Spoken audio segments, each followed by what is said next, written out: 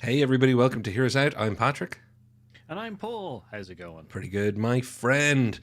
We're going to be talking about the CCUs, the comic book cinematic universes, because there's MCU, there's DCU. Somebody else has a CU at this stage, I'm sure.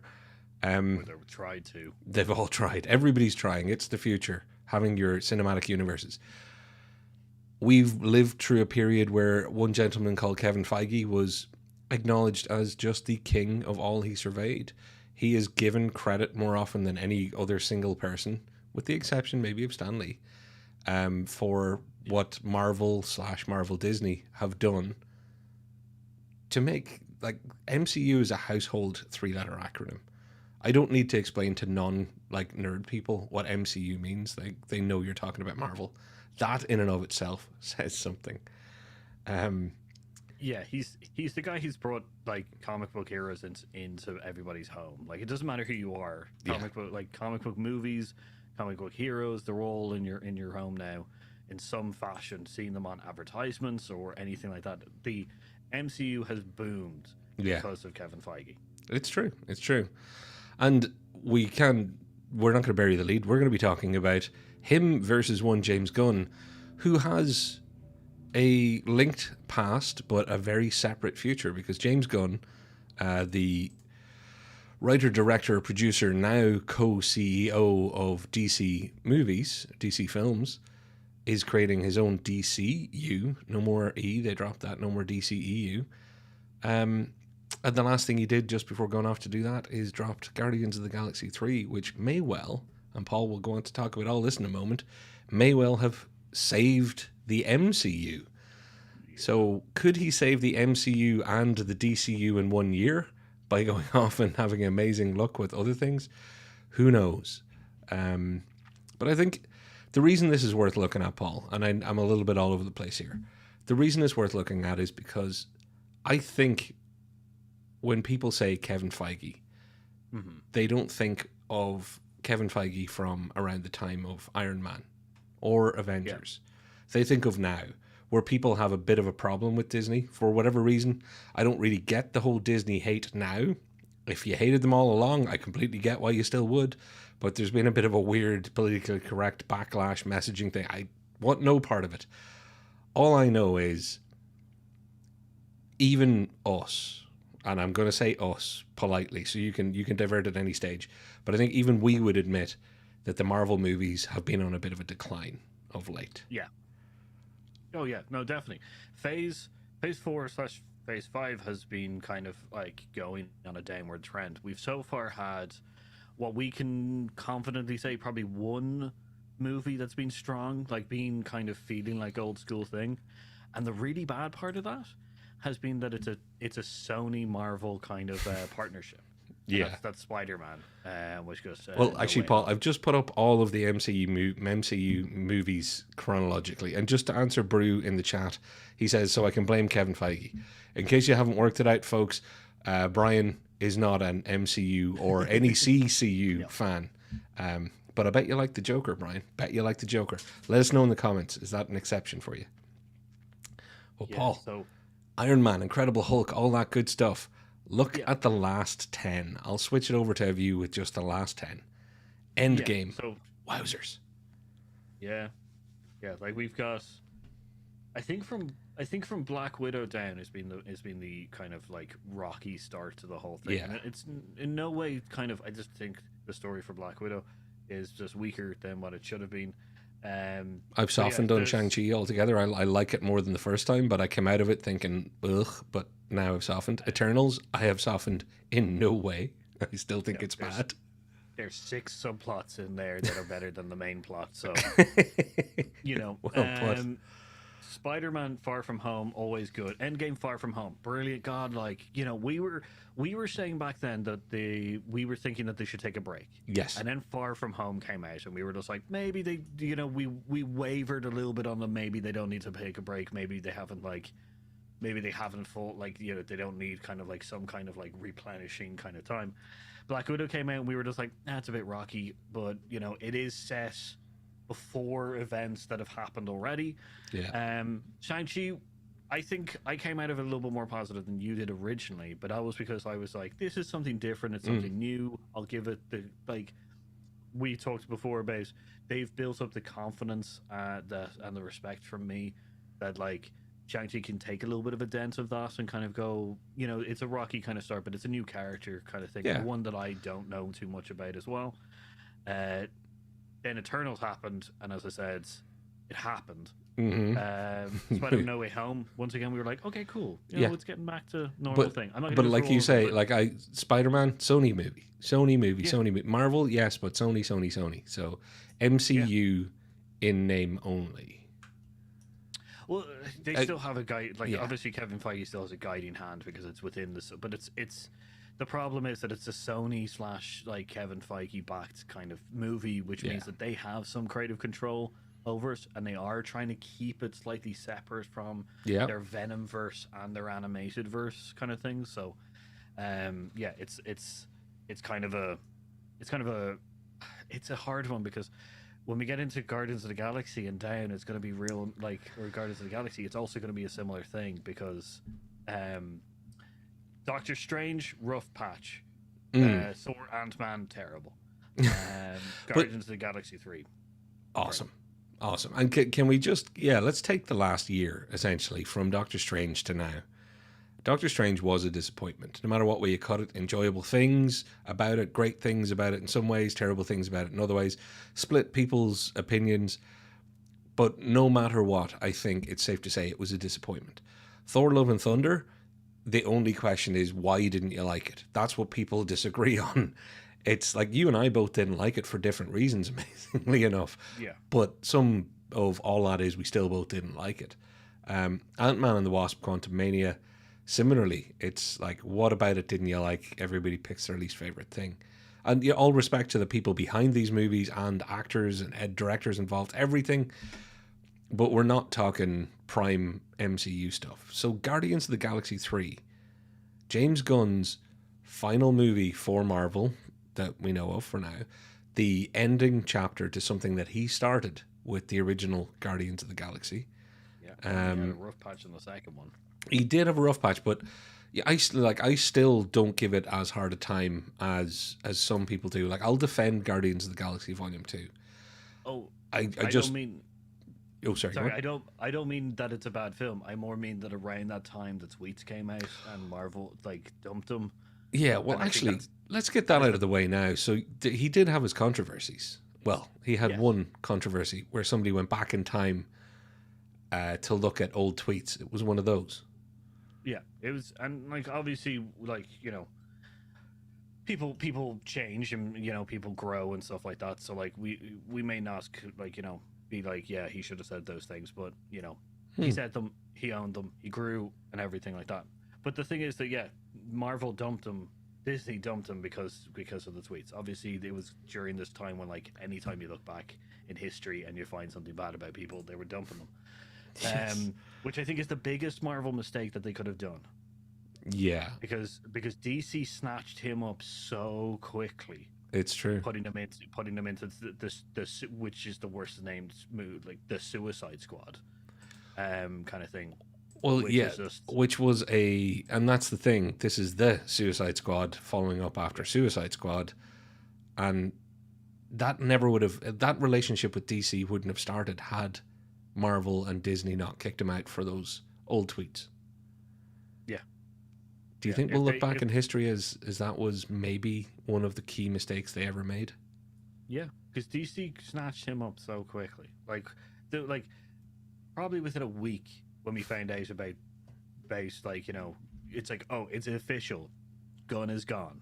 You know, then there's a huge big backlash. DC gets on the train and goes, come work with us. You can do a Suicide Squad movie, and you can do it the way you like. Now, I will say that there isn't great kind of, you know, what was this? I had a look at this. The budget was $185 million, and the box office was $168 million. So it didn't make its money back. No. But my thing with that is that it's the Suicide Squad. It's a bunch of unknown randos, except for, like, you know, Margot Robbie. So, like, and I can't remember, Captain Flag. What's his name? Oh God, So like, sorry to that actor. But yeah, and but don't forget they got the Peacemaker TV show out of it, which but this is like yeah. bonus time. He's already building. He's already building a universe. Like he built it with like he made one movie, and then he went. There's a guy in here, John Cena's Peacemaker, that I can definitely go further within a TV series, kind of thing. So like he was already like building, already had the ideas of building kind of more stuff. So it's just, I think it's the worst strategic thing that they could have done. It is, Marvel. and Casey's in the chat saying hiring Jonathan Majors may as Kang may be the biggest mistake they've made, judging how things are going. But you know that's something that whatever happens, that wasn't them. They didn't hire him as a reaction. They'd hired him, and then things happened. Whereas the whole gun thing, that was them essentially reacting to bad press. And my issue with it at the time wasn't to defend James Gunn. It was this existed when you hired him. You know, they were old at that stage. And yeah, okay, that was a thing at that time to really dig, and your past was open season to be your present at the time. Again, not condoning anything, not going to get into the judgment either. But when they did that, and it gave DC, as you say, gave them an open door to grab him, it upset people like Dave Bautista, because at the time, Yeah. Bautista was saying, hey, I'm not doing another one of these without him. A lot of people gone on his side. Then we've kind of glossed over the fact that I'm going to throw up the Guardians original poster for a second. Guardians of the Galaxy. Everybody can say that with a straight face now. Yeah. There was a time when somebody had to say to me, oh, did you hear they're making the Guardians of the Galaxy? To which I went, huh? And then I found out there's a tree and a raccoon and, you know, casting news-wise, a guy from Parks and Rec, and it's going to be in space. At that point, I was so into my Iron Man. I'd only just got onto the train that it's okay to have magic from Thor, because I was, you know, Captain America and Iron Man, we're doing good work here, people. We can make comic book movies survive. People will take them seriously. People won't laugh at them. We got away with, you know, dyeing Hemsworth's eyebrows in the first Thor, and then somebody's like, oh yeah, talking raccoon and a tree that says I am Groot over and over again. I'm like, oh crap. It was nice while it lasted. We're screwed. Yeah. I saw it and thought it was one of the best movies of its time, and still think that if you watch all three Guardians of the Galaxy movies, spoiler, I'm going to ask Paul if we can do the best trilogies in comic book movies show at some stage, because Guardians of the Galaxy, ladies and gentlemen, may have on average three of the strongest movies, because the first and the third are just so strong. Yeah, I can get with that kind of thought process. But yeah, Guardians of the Galaxy, like, you know, there was no. It was such a difficult kind of introduction to characters. These are characters that are not household names, even before, because like you had Spider-Man, you know, Iron Man, Captain America. Those are three kind of big of the Marvel universe that people know about. You know, like introducing these guys, this was the difficult thing. And my thing is that James Gunn, like, was hired because of Kevin Feige liking Slither and Super so much, you know, like which those were awesome, by the way, for anybody who hasn't seen them. Yeah, if you haven't seen Slither, or you haven't seen Super, go watch them, because you'll see essentially the kind of slowly evolution of like kind of Kevin Feige, or sorry, James Gunn's kind of like filmmaking. But like Kevin Feige liked those two movies so much that he hired James Gunn and gave him pretty much a free ticket, and like, except for one person he didn't get a free ticket with, which is Chris Pratt. Which everybody was like, no. Like, it was only because everybody, it was the reason that it was because they wanted Star-Lord to be kind of comedic but also be an action star kind of person, and the only things that Chris Pratt had been in so far was comedy stuff, except for when he did Zero Dark 30, and that image of him being an absolute tank like came out, and that just sold it for everybody. and obviously Zero Dark Thirty did really, really well. But James Gunn took a dive on him and like brought him in and brought in many of the other people as well, just as main kind of characters. But like, it's such an testament of him building his own team, having full view, building like the whole reason why Thor Ragnarok and a couple of other ones, like when they're set in space, they have a specific kind of theme color thing going on, is because of James Gunn. James Gunn set the theme that in space it's slightly like 80s kind of like feeling to it, like, and you know. Paul, let's give the guy the proper props for what Guardians really meant just to the like MCU storyline as a whole. It was their first proper cosmic movie. It was like, right, we're in space. Yes, there's Earth, but we're getting off it straight away, and then it's space, McSpacers. And tough sell for a lot of people because they just will not dig space. They managed to make it a story that could work. They did colorize it and stylize it in a way that made it fun. The music, and quite literally the reason the other two are called Volume 2 and Volume 3, because of a mixtape. And when I say they, Kevin Feige and James Gunn knew how to trust each other, what to take from each other. Feige's genius was picking James Gunn. James Gunn's genius was knowing, I'm going to make this work or I'm not. So I'm going to go for it my way the whole way. Introducing Thanos, you may actually have heard of him, but really taking the Thanos thing into where it needed to be for the Endgame stuff. Like, Infinity War wouldn't be Infinity War without the Guardians of the Galaxy. Like, it just couldn't be. But more than that, you wouldn't have had DC trying some of the things that they were thinking of trying. Like, it really did give them a bit of license to start adding more color in places. Leaning on music, many people have tried to imitate some of the things that made this so special. But the thing they were missing was James Gunn. They're not missing him anymore, Paul. Because DC now have DC and Feige unstoppable together. Feige's been doing this a while, has helmed 32 movies now. Yeah. One heck of a journey. That's going to have to slow down, run off, have issues at some stage. It's had its slump. Let's hope they get back to strength. James Gunn is at the starting point of that uphill swing. Critical reception of the Suicide Squad and its financial failure aside, it showed DC, actually, this guy's got what we need. And we need him. And giving him the keys to the kingdom and letting him write, direct, produce, and be co-CEO when it comes to Superman, one of their most famous characters, because I don't want to annoy the Batman people, but simply one of the most famous superheroes of all time, has the word super in his name. Gunn is now the apex predator if this was, the jungle. This is the thing, because you've got Kevin Feige's kind of like, there's a few kind of things that Kevin Feige has been kind of talked about. The reason why he's crowned the king of the MCU kind of thing is because of his risk taking. He has taken risk on certain like members of the things. He took a risk on on Guardians of the Galaxy first of all, and James Gunn.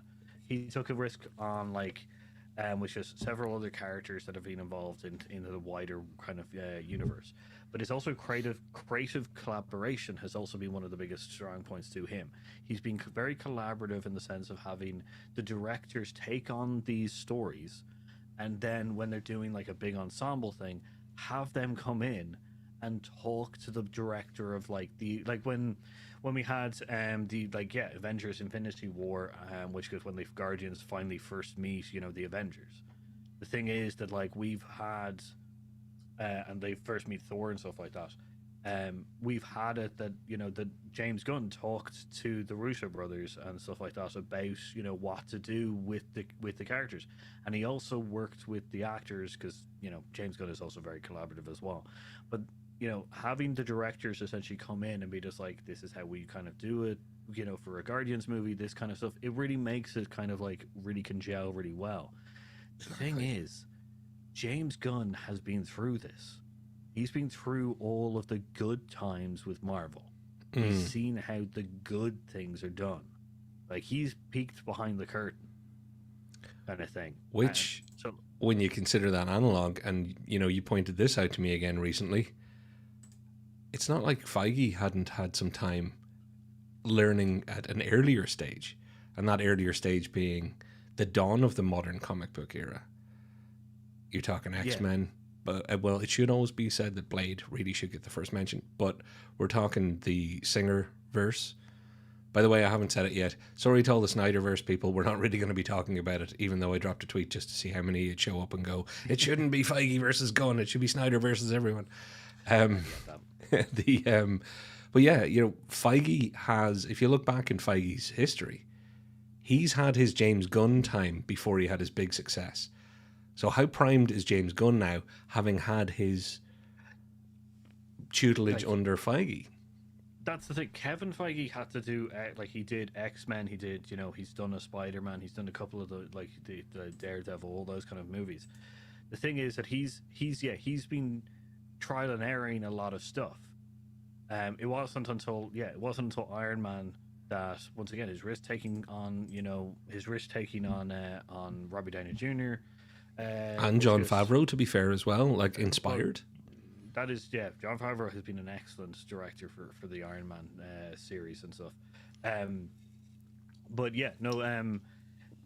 He's trialed and errored a lot of kind of internal kind of this is how I do it. And you're right, the Singer kind of universe is still self-contained kind of stuff, which is they haven't met, they've talked, they haven't met kind of discussions.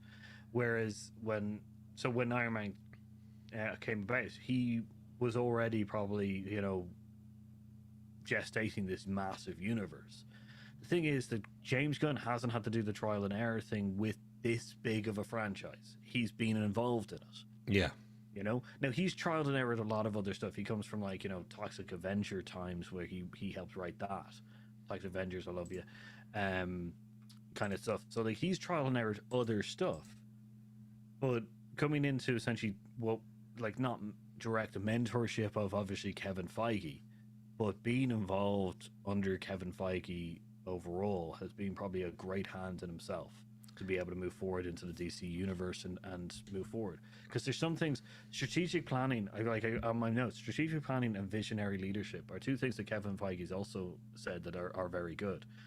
But they're transferable skills. Yeah. They're not something that you can't learn. So all these things James Gunn has, but Kevin Feige's now transferred a bunch of them onto him. And that's the thing. What is there to stop James Gunn perfecting what Kevin Feige has done? What does he need to carry over? In fact, you know what? Let's just take a moment, because I kind of want everybody to see this. Oh, sorry, I keep pulling up the wrong images. There was a first 10 years of Marvel Studios, and there's a shot with everybody. I'll tell you what, I'll go for the bigger one. There's a shot with everybody, and I can hopefully scroll around here a little bit. You've got Stan Lee. Stan Lee has to be considered, okay, he's, that's the godfather of this all, the whole Marvel thing. But right in front of him, you've got Kevin Feige as the guiding hand. Because, you put it well that he let people direct their movies, but he directed the universe. He's the guiding hand for the universe. They told their stories. He guided their stories in the universe, made sure Russos were connected to Guns, who were connected to Taika Waititi's, so that everybody had this through line. He was the guiding hand behind it all. And if you look at the picture and start scrolling around, you realize Robert Downey Jr. inspired. And that's thanks to Feige and Favreau.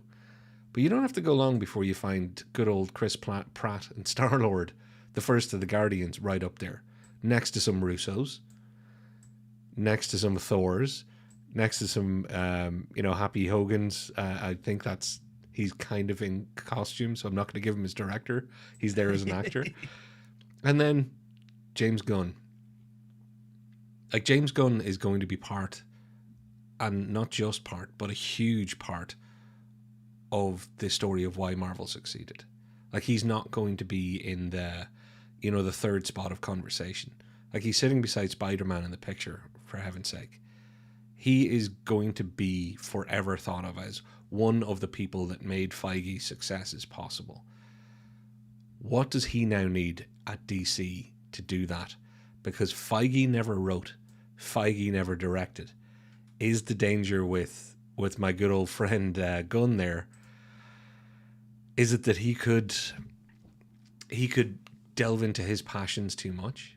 Can he steward and shepherd a universe the way Feige did, while simultaneously trying to tell the Superman story? Yeah. So, well, this is the trouble. So this is the double-edged sword thing, because Gunn has been involved in the writing and directing parts. He's able to help shape maybe some other directors into it, like Kevin Feige probably has done. Obviously, Kevin Feige hasn't directed or anything like that, but he was involved, and I've kind of, I guess, the best way to describe Kevin Feige for me is that in an orchestra, you always have the first chairs of most of the instruments. Okay, first chairs are all the directors. Kevin Feige is the composer, the overall composer of the whole thing, you know. And obviously, the movies are, you know, the rest of the, like, you know, you have your first chair of violin, and the rest of the violins are, you know, that kind of thing. That's how I've always seen him.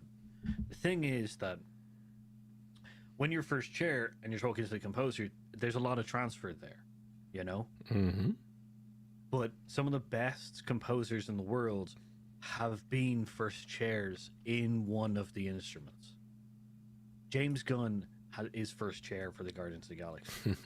Well, boy. Now he's transferring to like the DC's composer. So like he has a really good chance of being able to like shepherd, mentor other directors coming into the DC world and kind of going, this is how we're going to do it. This is how we kind of have a hand in shaping it.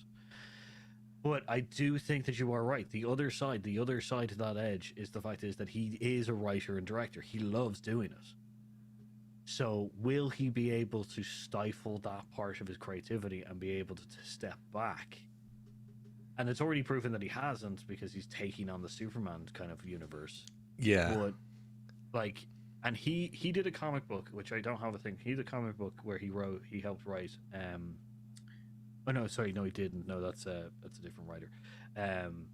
No, I just have a feeling that his Superman is going to be very much like a comic book that was written by the person who wrote Kick-Ass. Okay, Hook. Right. That where it's going to be very small town, very nice kind of thing, which we've already got a little bit of a feel to. But I do think that James Gunn might get lost in the Superman universe a lot easier than he would be if he stepped back from it. So that's the other edge of the sword.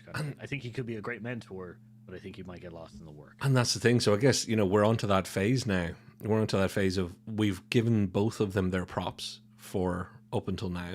I think, to be very clear, Feige has plenty of gas left in the tank. I am not saying that he's gone off the boil or is falling off the edge. It's just he's standing on such a high mountain that every chair he stacks on top now, the whole thing gets that little bit more rickety and wobbly, and we're seeing that. The fact that it all hasn't toppled to complete ashes is actually still a testament to him. I think there's plenty left there, and I think there is another Russo brothers, there's another Taika, there's another James Gunn, and I think the person that's probably going to find it will be Kevin Feige. I think they will make. It'll be, people are like, oh, it's make or break with Guardians of the Galaxy 3. And then so we go, no, it's make or break with the first family. It's the Fantastic Four. And I'm like, no, it's make or break with the X-Men. That's when I think we'll get to find out, does he have another gear that he can jump into? I think he'll be able to concentrate on finding that gear. James Gunn, on the other hand, has Peter Safran. Everybody's like, oh, but he's got Peter Safran, co-CEO. Safran's a money dude, a wonderful producer, all sorts of good stuff, has helped helm all manner of things, some more successful than others. Looking at you, Shazam, even though I love you, Shazam, can't say that it's worked out well in the end. I wish it had. I don't see Safran holding Gunn back creatively and saying, no, your job, you're actually not here to be the writer. You're here to be the guiding hand of a universe, please. You know, help shape this. Mm-hmm. So anybody that says, oh, well, you see, you're overlooking the Saffron effect, he'll keep him in check. I call BS to that. I don't see why that would be the case. There's no history that suggests that would be the case. Yeah. But do I see Gunn collaborating with people and realizing there's so much of this work to do that I can't do to tell all these stories? If he, and you know, you've talked about a lot of transferable skills, I think if his creative mind ends up moving to the place that Feige's creative mind always was, he'll naturally have more fun shaping a universe than telling a single story. Yeah. And I think he'll be just more polished at telling those stories in a universal sense because he spent so long writing and directing. Yeah. Yeah. No, I definitely think that there's elements there that could make James Gunn essentially the, you know, Kevin Feige 2.0. You know, but there's also, you know, as versions go, there's a chance that this version is also terrible because, yeah, he can't let go. He can't let go of the creative process or something like that, you know. Yeah. And yeah, you're right. With Saffron there, like, people are just like, oh yeah, he's not, you know, he'll rein him in and stuff like that. No, I think what he's gonna do is gonna make what Gunn does work.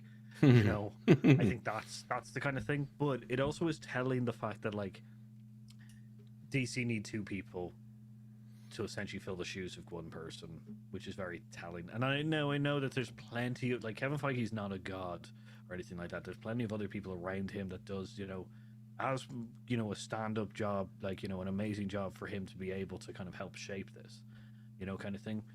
But it's just a, you know, like, it tells you two stories by putting, you know, Peter in there. It's just like, is it that the stakeholders of, like, you know, DC are just like, we can't trust the creative, you know, we can't trust the creative to be the single person in control of this whole thing, otherwise, you know, who knows what will happen, you know, kind of thing. So we'll put in his close friend that he's collaborated with closely, kind of thing, which is a slight control thing, but also, you know, it's more kind of to make it work, I think. But yeah. It's also, I think, you start having to looking at the logos all the way up the financial chain. DC, yes. Warner, maybe. Discovery, there's a few people along the way that probably needed to be appeased for the whole James Gunn side of things, and the Saffron thing got him right across the line going, look, we're putting the money guy in there with him too. We've got business and creative, so chill out. And, you know, if he tweets again, we're not going to be left without anybody that's involved. We're giving you a two-hander here. We're giving you some safety. Paul, would you mind then, because I think we've talked about them enough. I think we need to get on to the challenge that James Gunn has that Kevin Feige had but no longer has. And that is just the household nature of the characters.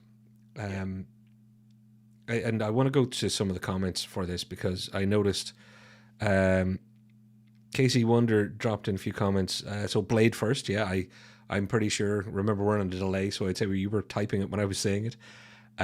But your comment, I do think that DC has a power problem. Just about everyone is a planet buster if they put their mind to it. Not about to be afraid of getting shot without a shield or armor. That is true for an awful lot, but then you've got the other end of the spectrum, which is the vigilante Batman. You know, and they've made things like the Justice League work, where you've essentially got a rich super detective, pretty good fighter, with the ultimate, you know, Kryptonian alien god guy, and they've managed to tell stories there.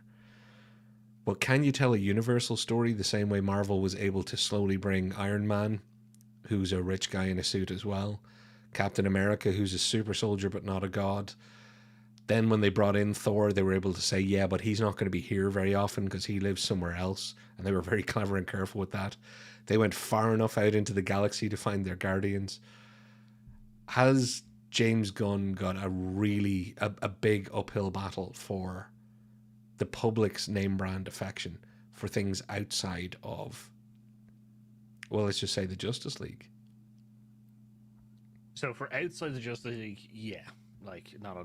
many of the heroes outside the Justice League are going to be well known in any kind of fashion. That's also a problem with the fact that, you know, we've also had essentially the Justice League movies also come out. So we've had the Flash, we've had Superman, we have Wonder Woman, Aquaman, all those kind of, like, Cyborg, I think, is probably one of the most furthest out groups that we've had, kind of thing, other than obviously the Suicide Squad, which is all villains. So, but I think where they're able to limit themselves is because everybody's worried about Superman, because Superman is literally just like, you know, is essentially just a Deus Ex. He's you know, the Deus Ex Machina. He's the, you know, the save all kind of thing. The limiting thing about Superman has been his psychological issues, not his issues, but his psychological kind of like stuff. The fact is that he will not kill. The fact is that he wants to rehabilitate. His ideals are the important thing about him. You know, it's the reason why Homelander is such a psychopath. You know, and we see him just flaunt his powers willy nilly. You know, is the fact is that he, like, you know, Superman believes that, you know, he needs to be the better man, and if Gunn gets that ideal across, Superman is already limiting himself. Yeah, you know, kind of thing. So you already have that self, like, you know, Planet Buster guy there. But because of his own set of rules, he is not going to be able, like, you won't have to worry about it, you know. But so is it just easier with Marvel though? And to because I want to put it kind of simple terms. I think, and I'm not saying Feige's had it easier, but it is easier with Marvel than with DC. Yeah, definitely. And that's why Gunn's the perfect guy for DC. Because Guardians of the Galaxy, in their current form, in the movies, when were they teamed up in the comics? What, like 2007 or something like that? Like they're not a legacy team in that way. So James Gunn quite literally has proven that he can do the stuff with the toys that nobody's playing with. Now, he's had nothing to do with Blue Beetle. He's had nothing to do with Aquaman 2, Lost World Kingdom, Undersea. Lost Kingdom. One of which I'm hoping will turn out well. The other, if word on the street is to be believed, that Aquaman 2 may be one of the worst movies ever. That's not a good start. But he's got one thing that he hasn't done that could actually open up the door in a very interesting way. And that's very soon the Flash movie, which is going to create a serious DC public situation. They're going to have Batmen from different generations of DC's legacy of being, you know, there was the Donner Superman, but then 1989 there was the Keaton Batman. He couldn't have a better open door movie than the Flash in a lot of ways. I know we've got the whole Ezra Miller thing. I think that's its own separate issue. But as far as getting people into the idea that, oh wow, DC has a legacy in movies that Marvel couldn't even have dreamed of having. Yeah, like we need to go to a break soon. But no, like DC's legacy of movies involves like the Christopher Nolan Batman, just for a cheap, you know, knock at Marvel. The fact is that, you know, you've got the Tobey Maguire and Andrew Garfield Spider-Man. You've got, which I know are Sony, but still Marvel. You've got Fantastic Four, X-Men, all ones that are completely disjointed and not viewed very well. But you've got most of the Batman films and, you know, a good portion of the Superman films are all seen as great films, you know?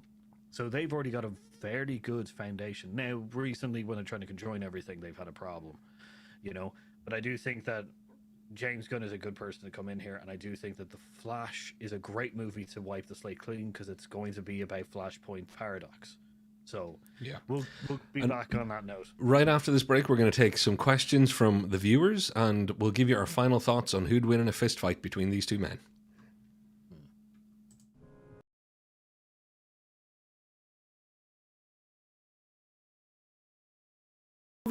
But Hear Us Out isn't the only choice.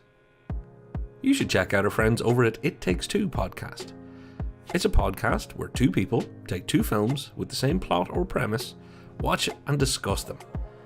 Films like Gremlins and Critters, or The Truman Show on EdTV. Lisa and Nick don't stop there though. They get creative and compare some unexpected movies. Some that you don't see the connection until you realize that they can be described in the same way. They launch new episodes every second Tuesday, or Monday if you're in New Zealand. Find them on your favourite podcast service, or check the link in our description down below. That's It Takes Two Podcast. Tell them Hear Us Out sent you.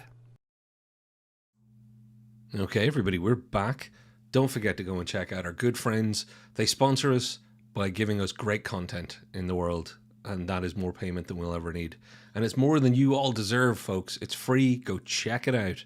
That's the It Takes Two podcast. And while you're at it, we haven't mentioned one of our other great sponsors of this show, Paul. You and your good friends at Homebrew. No live shows at the moment. You're on hiatus, but you still have a great library of videos. So check in the links in the description down below. Go show some love to the good people at Homebrew. D&D at its finest. And drinking at its finest too, Paul. I can say that as an Irish person. It's always good to respect the drink. Beer magic. Beer magic. So, Paul, have you had a chance to scan the comments and let's react to some of this? I'll just finish this. So I do think that James Gunn's got the really, just from what I was saying, Flashpoint Paradox is a great slate cleaner, and I do think that Aquaman 2 is just going to be the death throes of the old universe.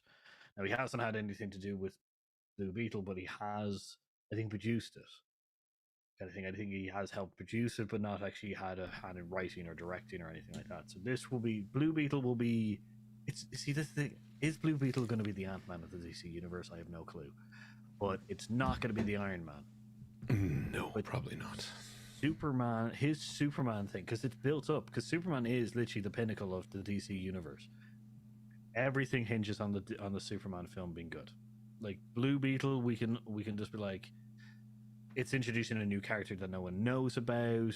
It's them trying to change style from being, dark and gritty to and I'm sorry about the Zack Snyder people. I do wish that was the universe that they came out, but Zack Snyder's kind of like, darker kind of scale of things. So it's a breakaway from that. So although this Black Beetle, or though Flash is a slate cleaner, Blue Beetle will be a palette cleaner for what's coming up. Yeah. Superman is where the story is going to go. Well, if Superman is bad, screw it. It doesn't matter. Yeah, because it's thanks to the fact that there's been the Robert Pattinson Batman, and you're also going to have the Joker 2. You're right. There's no two ways about it. This is now down to Superman. It's down to what he can do with Superman Legacy. And if he nails that, then there's no stopping him. It'll be a tough one to find a new restart point if it doesn't work. Because there's only so many restarts you can realistically do. Yeah. And the thing about the Joker and the Robert Pattinson's Batman, and obviously they'll probably DC do those kind of external kind of nice self-contained stories really well. They're just gigantic spotlights back into the main universe going, look how good we can do it, but we're not doing it here. Kind of thing. And I do know that in the comics or in the comments there's a call out by Casey Wonder specifically about the animated series, or doing the animated stories. And don't forget, the animated series do take it from the comic books as well. It's just that they've had better writers. That we've not better writers. It just feels like they can do more. They've had more freedom, I guess, in the animated versions than they have had in the live actions. So I wouldn't follow what's done in the animated series. I would take the animated writers, put them into live action, and then give them the freedom that they're used to within the animated version. That's kind of thing. And I do think that with James Gunn and Peter, that those two can happen. That seems like sage advice to me. And Paul, I think, anybody wants to get in a comment there. Brian, if you want to ask why people should care about any of this, feel free to ask, because I've got a ready-made answer. It's like everything else in the entertainment industry. This is just another end of it. It happens to have decades, not just years, decades of great storytelling in comics. So this is like saying, why would you do something that's based on a book? Think of this like an amazing book series that has had so many restarts and reboots in and of itself were freedom of storytelling. And the great thing about that paper comic form was that you could have different writers bring different ideas. There's a freedom in changing the universe, changing characters, having them coexist in different people's story runs and in different people's comic runs. That spells only one thing: creative storytelling. And what do you need for good movies? You need creative storytelling. Be that a brand new idea, be that based on an existing property, or even being a sequel. So yeah, this is good news, because even though anybody who hasn't watched or says I don't like comic book movies, when you do watch one and like it, imagine watching all the rest and finding out that you like a lot of them too. Because that's what happens. You know, people like Blade. People like, you know, what did you call it? I think originally Joker and Blade. There you go. Trust me, if you watch Guardians of the Galaxy 3, having watched the first two movies and a few of the other MCU movies, particularly Infinity War and Endgame, let's say, if you watch those movies, I guarantee you, I promise you, you will feel very real feelings watching Guardians of the Galaxy 3. Cool. Like very real feelings. Not comic book movie feelings, not anything else. Very real, I'm interacting with art feelings. DC, I don't know as well as I know Marvel. But I do know that if somebody takes existing properties that have been running around in a big story-told universe and can identify some of the best stories and the best writers, we will win. The end consumer, all of us will win if good creative storytelling is what comes out of it. We're away from the cynical cash grabs here. That's the good news out of all of this. It isn't, let's make one, we'll see if we can sell some toys to the kids. Because those were the dark days. Yeah. Yeah, and the other reason why you also should care about this is this is a lesson in cinema.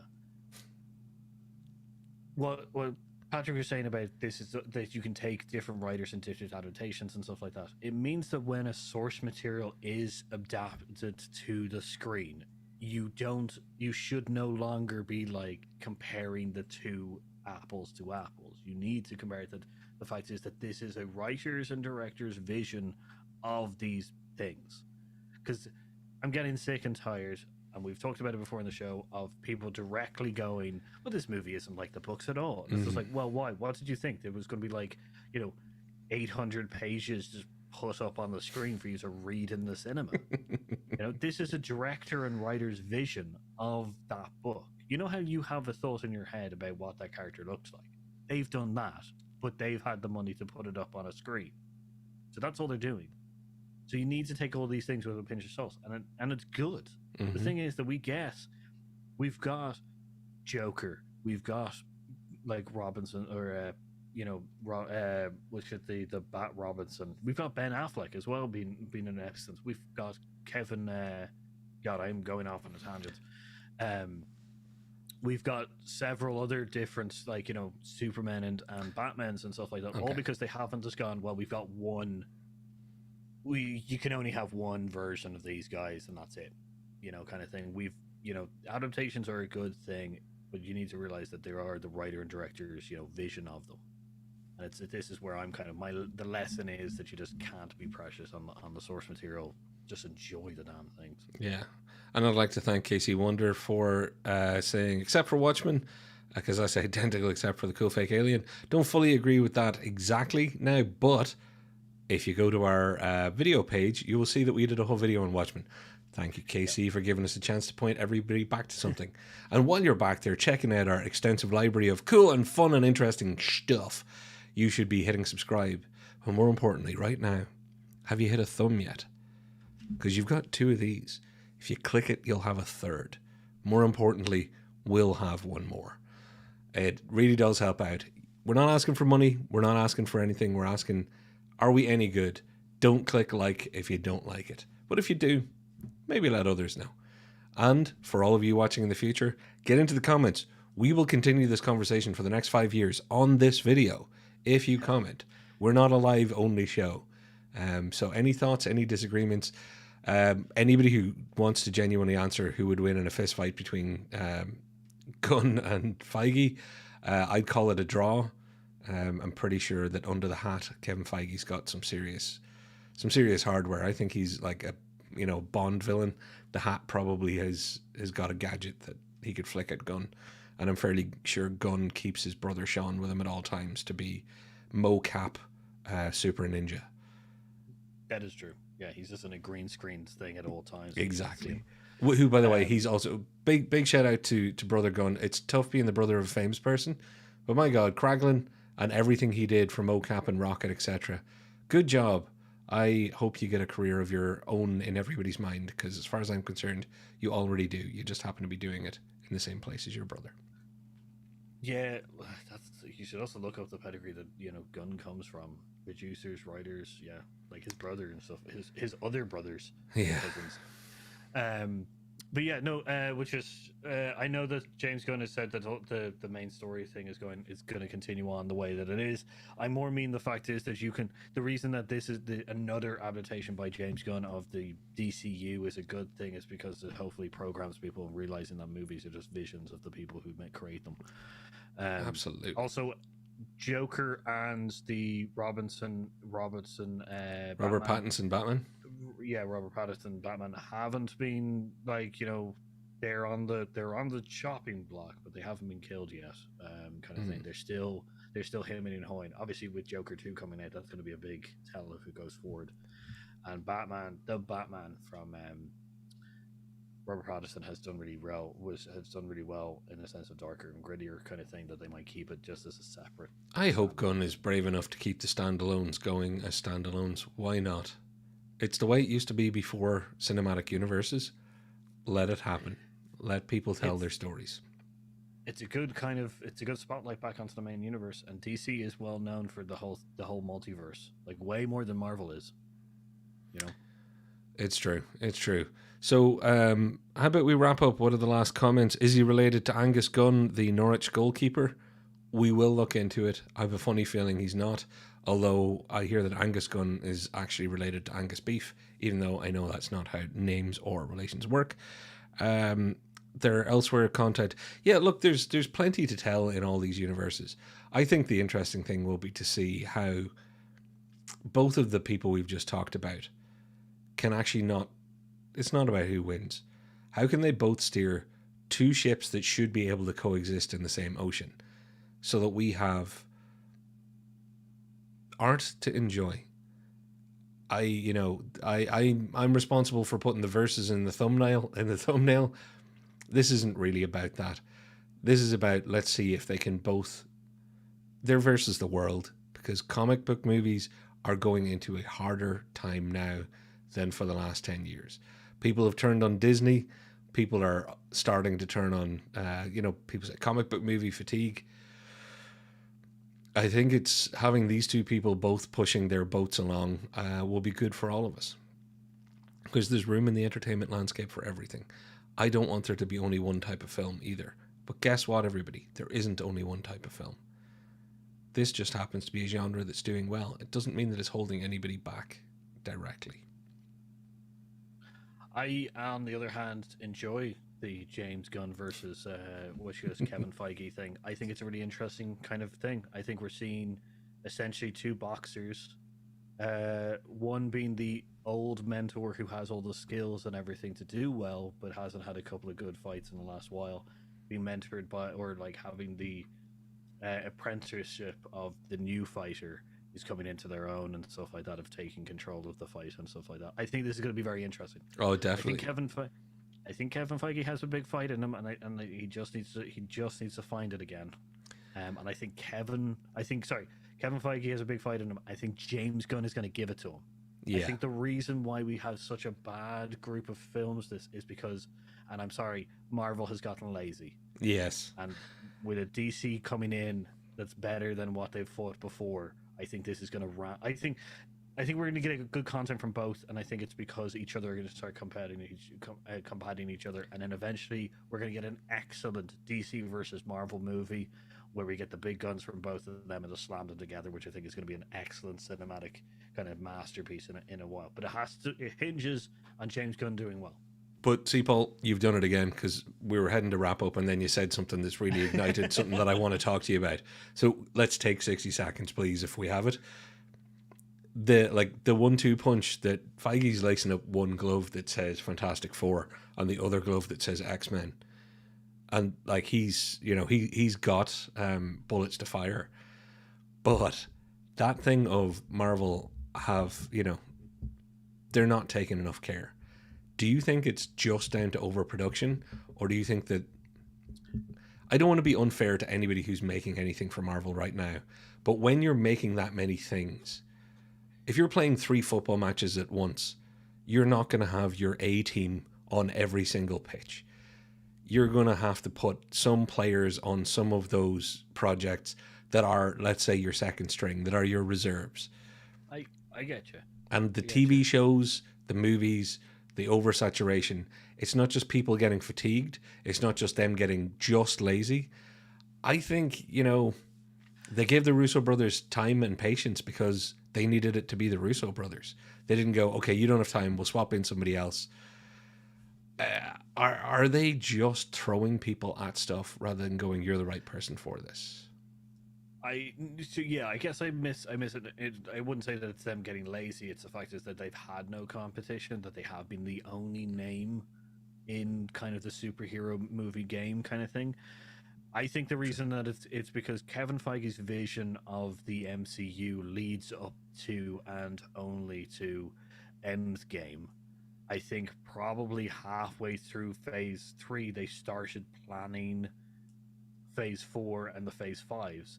And the reason that I think we've had a group of movies that haven't been as great is because you forget, three reasons for me. One, it's not the old roster that we've all grown up and loved with. 2, they've introduced essentially the big bad guy and the main story plot way too fast. Remember, we only knew about the first Infinity Stone, in Guardians of the Galaxy. Yeah. The fact is, everybody thought the Tesseract was one of them, but we only knew about we were confirmed by the Guardians of the Galaxy about it, and so that's my. I guess is that my 3. I think that was number 2, but I can't remember now. Oh my god! So one visionary only leads up to so far. 2, they've they originally interspersed essentially the main story plot all the way through, and 3, I think that no competitiveness there. That they have been the only name, I guess, is my 3rd one. They've had no competitiveness. They've had been the only name in it. Kind of leads to them being that even in a downturn, they're still doing well. Yeah. And look, in Feige we trust. I think I can't argue with any of your points. I think it's going to be exciting to watch this. I think we're all going to benefit if things go well. I'm hoping that there are other players that will enter the game. I'm hoping people are able to create from nothing and have ourselves some comic book movies that are comic style movies. There's no harm in that. So to everybody out there who's not into it, I say, sorry, this episode was so heavy into it, but next week we'll be talking about something completely different, which is when you should definitely come join us, because we do the show live at 8 o'clock every Thursday night, and then you can watch it forever on the internet, including any time we accidentally curse or mispronounce something. Oh, it is very, that library of work is just so... If someone does a supercut of that, it'll be probably as much time as most import. Yeah. Don't do a supercut of it. Beetlejuice 2 is coming out soon. That'll be fun. Yep. So, that's the last comment in there. Thank you, Brian. Beetlejuice 2 out September 2024. So Batman is going to be... After going from Batman to Birdman back to Batman, he's also going back to Beetlejuice. Love me some Keaton. If they try and recast him, I don't think I'll take too kindly to it. So I hope they get making it and make sure it's a Keaton film. Anyway, Paul, I'd like to thank you for straightening me out on just where we're going in the future as far as James Gunn and Kevin Feige, because I have to say, I think you nailed it. This is going to be fun to watch, and Feige does have all the tools he needs. It's just going to be a tough hill to climb. Everybody who's given us some, and Brian says Keaton is in, good stuff. Yeah. Everybody's given us comments. Thank you so much for joining us. Anybody watching out there in Futureland, how's the weather? We love you too. Paul, would you like to say good night? Good night, everybody. See you later. Thank you for watching. I've been Paul. And I've been Patrick. And we've been Heroes Out. And we'll see you next week, everybody. Bye-bye.